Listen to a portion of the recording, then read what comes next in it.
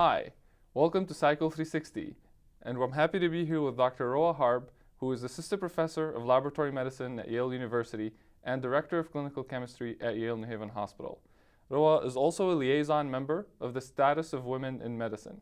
Thank you for joining me today, Roa. Thank you, Joe. Happy to be here. As you know, SWIM, or Status of Women in Medicine, was a committee founded in 1979 at Yale School of Medicine to address issues of gender equality. So the topic we're discussing today is of particular interest to me. Great, I agree. So we're happy here to be talking today about a new book. Well, it's not really a new book. It's a book that I recently read and you recently read as well, because it was recommended to us by the School of Management. And it's Women Don't Ask by Linda Babcock and Sarah LeShaver.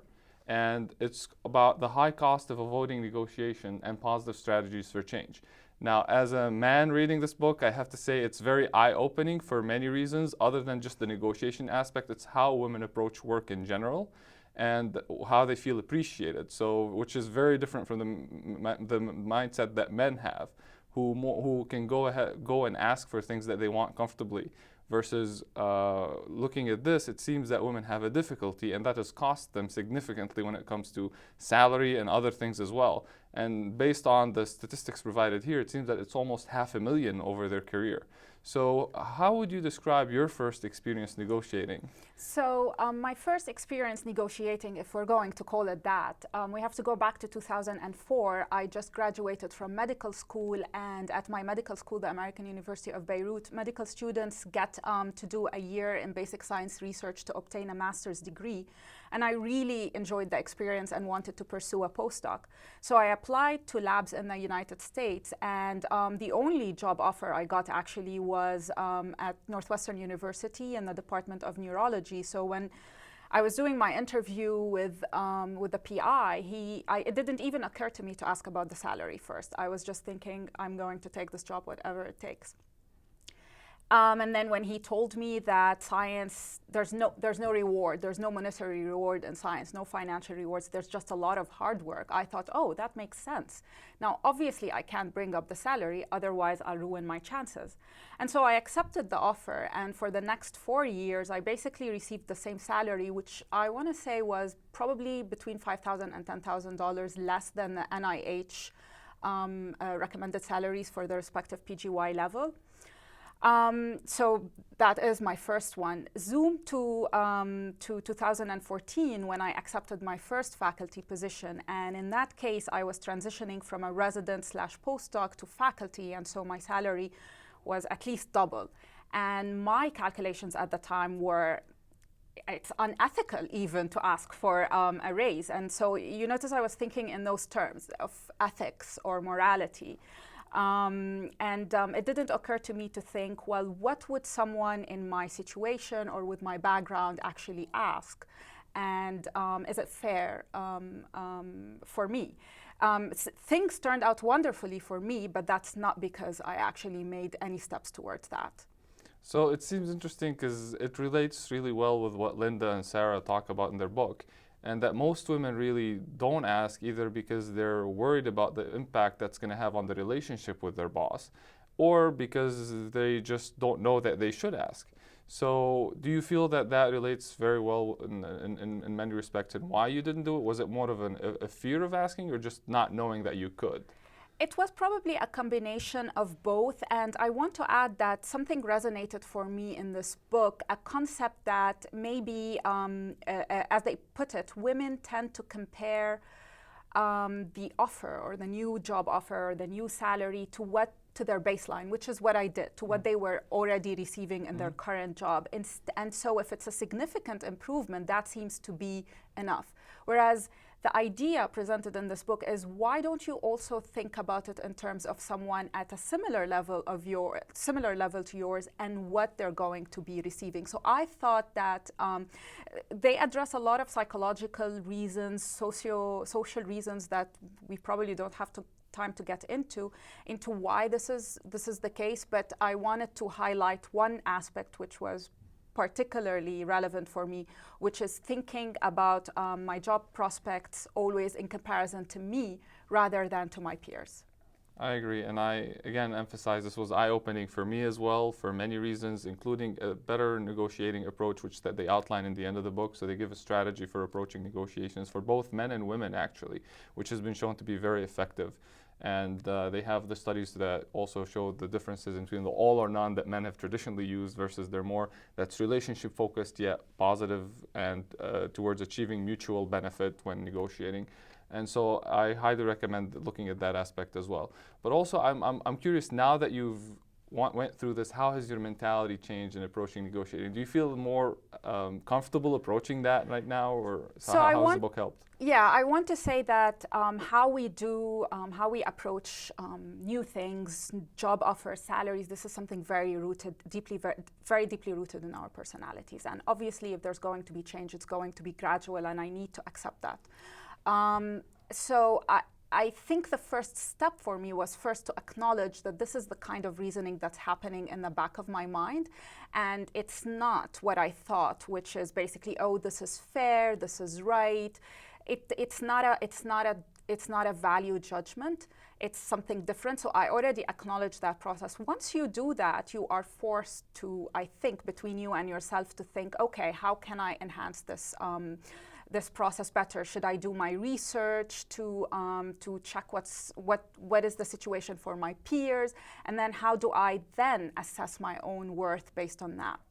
Now, I tried it, and I tried it in a situation that is completely not related to the job, and in a market, I want to say, where you really need to be a master negotiator, and that's rent.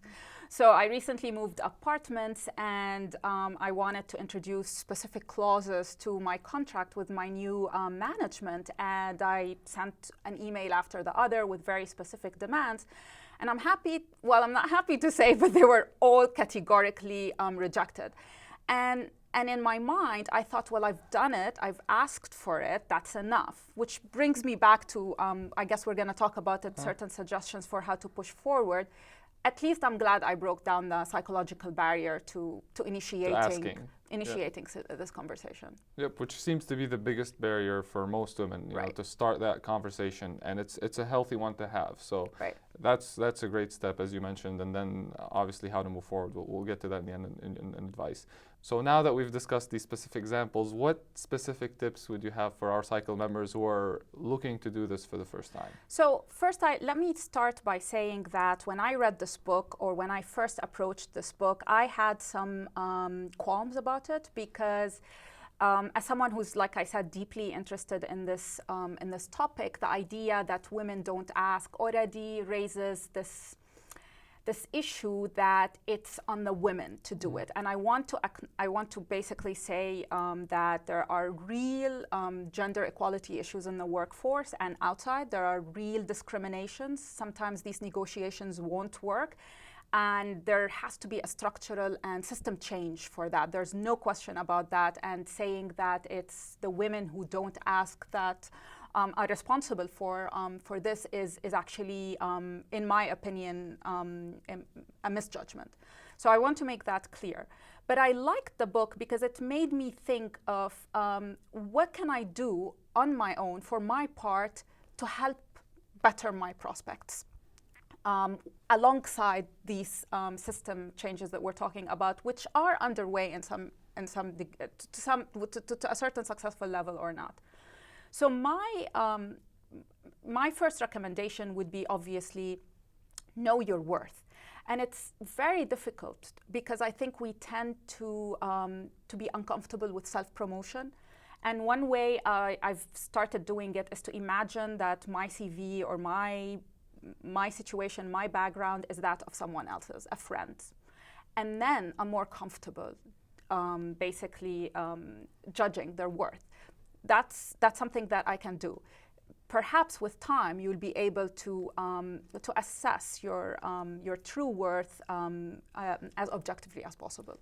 And it's interesting you say that, because one of the advantages they say for women, especially that's highlighted in this book, is that women are great advocates for other people. So it's interesting that you have made yourself essentially you're treating yourself as this other person so you can advocate for yourself. That's true. Which they don't mention, but it's interesting true. that you took it that way. So they actually do say that women are master negotiators in one particular aspect of their lives, which is when they're advocating for somebody others. else. Yeah. And obviously the causes for that are multifactorial, and we're not going to get into that.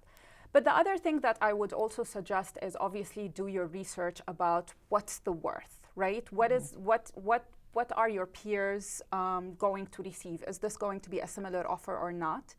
And then I think there are two very important things to keep in mind. One, what's the maximum you're going to ask for? And this is stuff we both learned at the School of Management course. You need to be reasonable, obviously. If you're applying for an assistant professor job, it's unreasonable to ask for an associate professor salary. But you also need to decide before the negotiations what's the minimum that you're going to accept and not change that. Because if you don't decide on it during the negotiations, if they do occur, you're just going to go lower and lower and lower. So just decide what is the absolute minimum. It can't be too low as to be unrealistic, but it also can't be too high as to jeopardize your job prospects.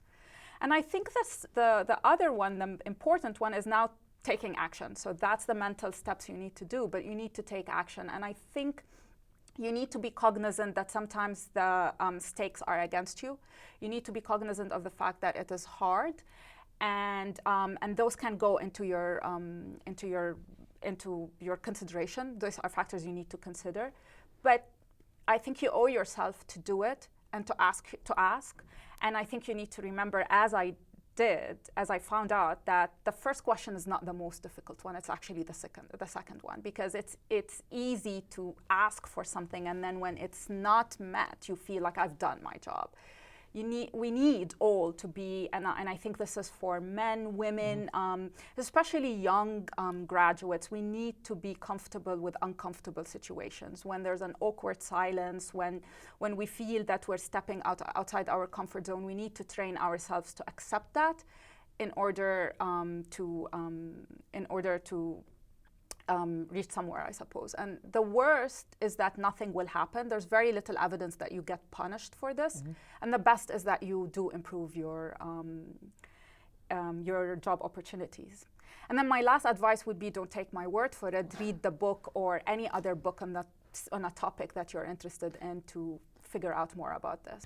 So Joe, actually I'm curious, because when I was reading this book, I thought about it from a personal level, and that basically as a woman, as also someone who graduated from a foreign medical school, and as someone who was young when they applied for their first job. So I think there were many factors playing into that. But I'm curious to see your own experience reading that book, and if and how it resonated with you, if it did. So reversing the tables now. I actually really enjoyed the book, and one thing I found fascinating while reading it is I did not know that the negotiation style I've been using the whole time was actually the female negotiation style, which is focused on the relationship long-term versus what men more commonly use as described as the short-term, the all-or-none approach. And quite frankly, it's been very effective. I have a really healthy relationship with my boss, and very reasonable in terms of discussing both our needs and making sure that we're both happy and satisfied with the outcome. So I guess it enlightened me to the fact that I've been using this approach this whole time, and that's why I'm also really happy to share it and make sure people take advantage of that opportunity and be focused on relationships while getting what you think is best for you and you deserve for the work that you do. And I'd like to add here that the interesting thing about it is that this way we can move forward without thinking about basically the male way of negotiation versus the female way of negotiation, and go into a more relationship-based negotiation style that hopefully should benefit anyone, regardless of their background. I agree. So with that, I'd like to say thank you, Roa, for sharing your experiences. And I will recommend for anybody, again, to look up this book and try to get it. And for one of you lucky winners next time, we'll be doing a draw from the people who like and comment on this video now on the AACC Artery. So please make sure you like, comment, and I'm happy to start a discussion about this book on the AACC Artery as well, so we can continue to contribute ideas and share our experiences on this topic. So thank you very much, and I appreciate the time, Roa.